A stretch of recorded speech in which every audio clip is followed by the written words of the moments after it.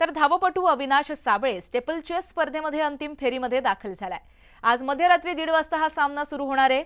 अविनाश सुवर्ण पदक घेऊनच देशामध्ये येईल असा आत्मविश्वास अविनाश साबळे यांच्या कुटुंबियांनी व्यक्त केलाय।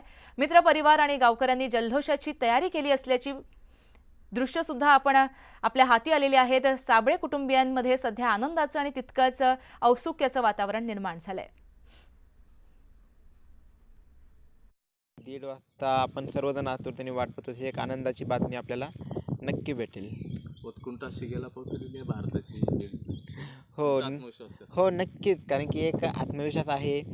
इथून मागे केलेली एक मेहनत आम्ही बघितलेली आहे आणि इथून मागे जे कंटेंटर आहेत स्पर्धेमध्ये त्यांच्या पण सर्वांची एक टायमिंग रेंज बघितली, सर्वांची सेम आहे आणि एक खेळाडूला एक आत्मविश्वास असतोय की साधारणतः रेस कितीपर्यंत लागेल। तर दादाशी आमचं ह्या गोष्टीवरती पण बोलणं झालं की रेस किती टाईमपर्यंत लागेल, तर की दादांना पण विश्वास आहे की हा आपला जो बेस्ट टाईम आहे तेवढ्याच टाईमच्या आतमध्ये नक्कीच एक मेडल टॅली असेल आणि त्यामध्ये आपण नक्की असणार।